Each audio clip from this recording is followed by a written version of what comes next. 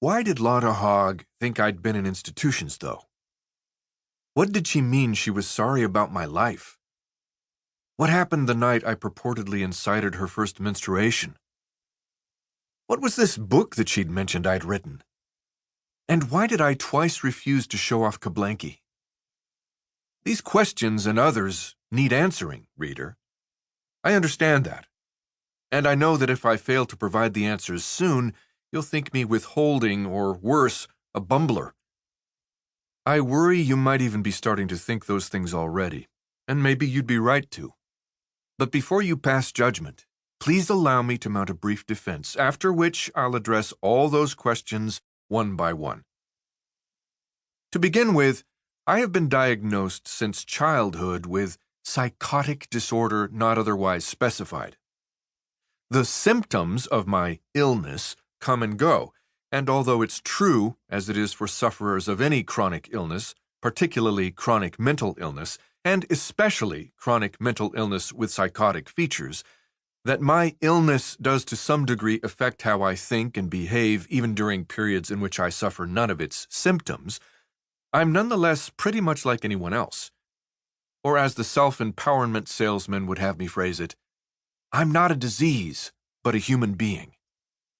If I'd prefaced this memoir with anything resembling, my name is Belt Magnet, and sometimes I'm psychotic, at least that's what they say, then, even had the rest of the text remained the same, you would have spent the previous pages reading not about a recently young American writer and one-time semi-intimate of Johnny John Boat Palmore Jason on a quest for cigarette money in 2013, but rather about a disturbed man.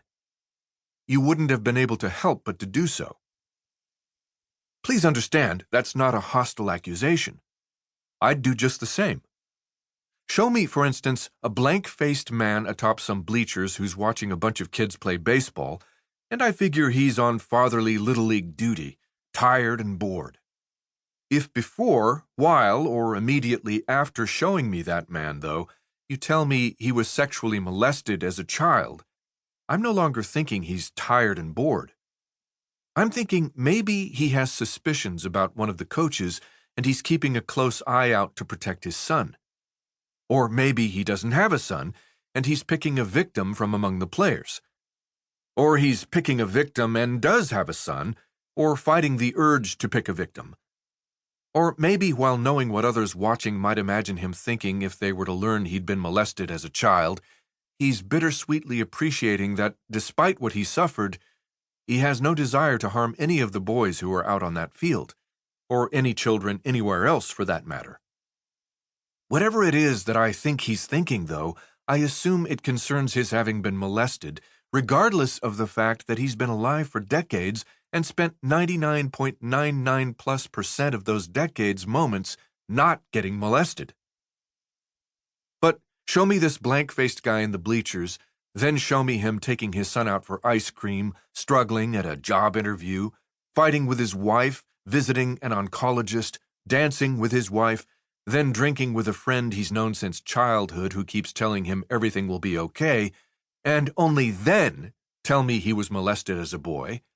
I won't, when I recall his sitting blank-faced in the bleachers, assume he'd been thinking about child molestation. Or at least I won't assume he was mostly, let alone only, thinking about child molestation. Nor do I imagine that you would either.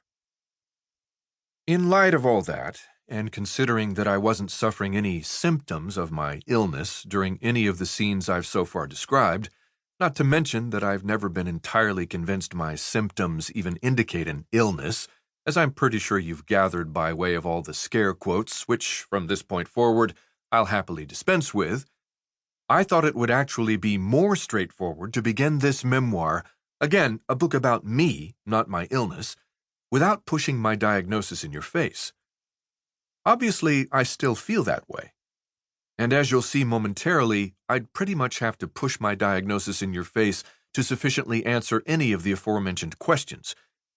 But it was not my intention to trick you, reader, into thinking of me as a human being, and I can only hope you'll accept my assurances that no further surprises of this nature lie in store for you.